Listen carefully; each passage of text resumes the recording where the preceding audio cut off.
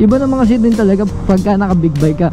Pero kung ako, tatanungin mo ngayon, gumagamit ako ng scooter, mas gusto ko pa tong gamitin. 2024 Honda Beat Big Bike user. Surprisingly, nagustuhan ko siya. Eh nung napunta sa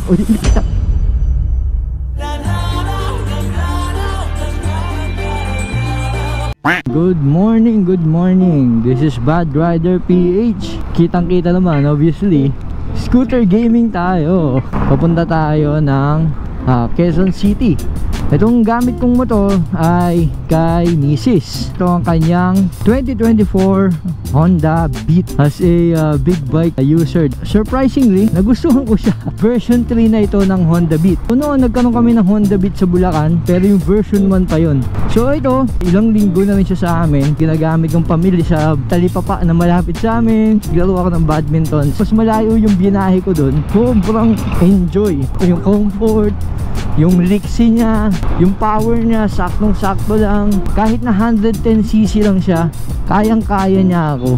Hindi ako nabibitin at gustong-gusto ko yung performance niya sa lahat ng aspect. Nalang years na puro big bike talaga yung ginagamit ko. Hindi ko ina-expect talaga na magugustuhan ko siya kasi unang-una ang liit niya eh. Ang liit niya talaga para sa akin. Pero dito pumapasok kung saan mo gagamitin yung isang bagay. Very compact siya. Lalo doon sa garahe namin, medyo masikip na yun. Nandun kasi yung motor ko, nandun yung kotse. Itong scooter na to, sakto lang siya sa pwesto dun. Kasi nga, maliit eh. Ang cute-cute pa. Ang sarap niya gamitin, promise. Panalo tong motor na to. Sa presyo niya, diba? Tapos ganito yung performance. Napakatipid nito sa gas. 12 seconds later. Eh nung napunta sa... Wala. Buti lang, nasalo ko. Uy, muntik na ako dun ah. Ang laki pa naman na itong truck. Hindi ako makikita dyan. Kaya pala nadulas din yung nasa harapan ko kanina. Muntik na yun. Kasi kamote eh. Kasalanan ko naman yun. Sorry. Tulad nun, nung nakita niyo nangyari, diba? Dumulas ako, muntik nang magsemblang, pero nasalo ko siya kasi sobrang gaan nitong motor na to. 90 kilos lang yata itong motor na to. Kaya ko itong buhatin kahit mag-isa ako eh. Yabang yun. So ganun siya kagaan. Yung gas consumption nito, napakatipid. Based sa Google, sa Facebook, sa internet, naglalaro sa 58 kilometers per liter. Napakatipid. Maliit lang naman yung makina nito, no? 110cc motorbike. Meron pa siyang ginagamit na technology na tinatawag na ESP, Enhanced Smart merong assistance doon sa makina sa pag-start niya, sa pag-drive niya, para hindi siya maging ganun ka gastos sa gasolina. Makikita nyo naman, kahit na tumatakbo ako ng 80 kph, very stable siya. Hindi nakakatakot. Kaya ang sarap gamitin talaga. Ang dali pa niyang i-maneuver kasi nga napakagaan niya. Ang liksi-liksi niya. Lalo pag sa traffic, tinan nyo naman. City driving, very nimble. Dito na tayo sa Quezon City Circle. Try ko siya i-long ride, Marilaki or kung saan man, no? Para lang mas masubukan ko pa siya. Pero for city driving, mga ganito, daily ride, daily use, palong-palo to. Hindi kayo magsisisi kung kukuha kayo nito. Honda Beat. Nandito na tayo sa may Commonwealth. So nakikita nyo malubak dito ha. Pero yung suspension niya, kahit na malubak, hindi siya makaldag. Sakto lang yung play. Okay yung performance. Tsaka napaka-ideal nito para sa mga nag-oopisina. Tulad ko, meron akong meeting mamaya. Tingnan nyo, di ba? Yung sapatos ko, nakabalat ako. Hindi siya masisira sa pagka-clutch. Piga-piga lang ako dito. Tapos kailangan mo lang pumunta sa point A to point B. Doon ulit papasok kung saan mo kasi gagamitin eh. Kung hindi mo naman kailangan ng sobrang bilis, hindi mo naman kailangan ng malakas na motor, okay na okay itong motor na to. Galing niya sa isang big bike user, di ba? In-exceed niya lahat na expectations ko. Kasi nung nakuha to ni Mrs., gamitin ko lang pang bili-bili lang sa Talipapa. Mas gusto ko pa siya gamitin niya. Huwag kayo mabilisan lang na biyahe. Marami pa rin kulang sa motor na to. Wala naman tong ABS, pero marami siyang features para sa presyo niya. Tsaka Honda na to, hindi ka matatakot sa quality. Aabot ba to ng version 3 kung hindi okay, diba? Mayroon 3 variant ang Honda Beat. Nag-vary din yung presyo niya, depende doon nga sa variant na kukunin mo. Tingnan mo naman, walang kahirap-hirap. Sobrang chill gamitin ang motor na to.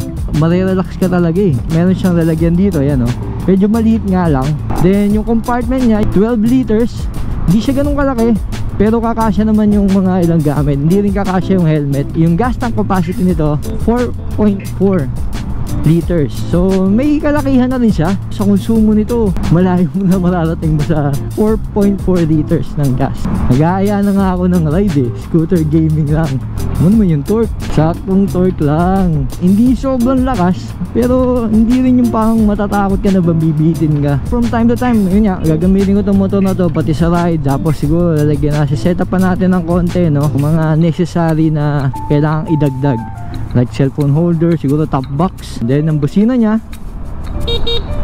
cute. Oh, banking. Sarap napakaliksi.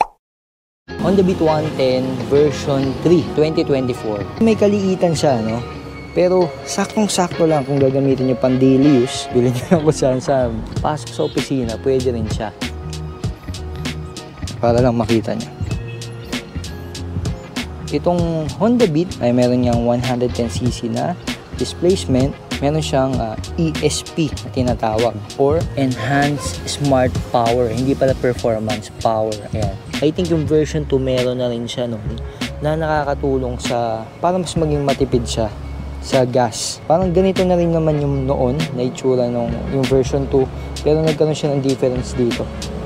Diba? Parang mas maganda to kung akong tatanungin na. Pero kanya-kanya namang preference yan. Meron siyang parang intake dito. Ayan, butas. Na pinapasukan ng hangin para mas lumamig yung ating makina. Air-cooled lang siya. So malaking tulong yung air intake dito. Matulis. Ganda. Ganda ng forma niya. Lahat may tulis. Very futuristic. Pinag-isipan yung style niya. Yung kanyang standard na side mirror. Standard na levers. Okay naman yung mga brakes niya. Combi brake. Yan. Meron siyang federal na tires na tubeless. 14-inch na 80 by 90. Tapos ang ganda ng mga grooves niya. Single disc brake, Nissin na calipers. Pero wala pa tong ABS tulad ng sabi ko kanina. So aside dun sa electric starter niya, meron siyang kickstart. Yung shocks niya, para sa akin, okay na okay. Yung feel, federal din. Na ang size ay 90 by 90 na 14-inch din.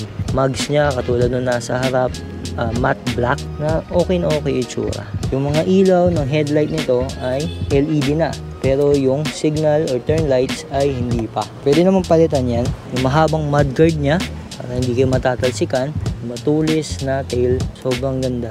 Bulb na ilaw, then LED na brake lights. Ang ganda talaga ng forma. Tambucho na merong guard para hindi mapasok. Lalo na kung may mga bata kayo, meron siyang dipstick. Ano? Ang ganda nung pagkakalagay ng pipe niya. Tignan niyo yung footpegs niya. Napakaganda. And natitiklop. Passenger handlebar. Rubberized na bakal. Itong upuan niya, malambot. Okay na okay siya. Sakto lang siya sa akin, no? Very comfortable and very premium yung itsura. Ayan, no?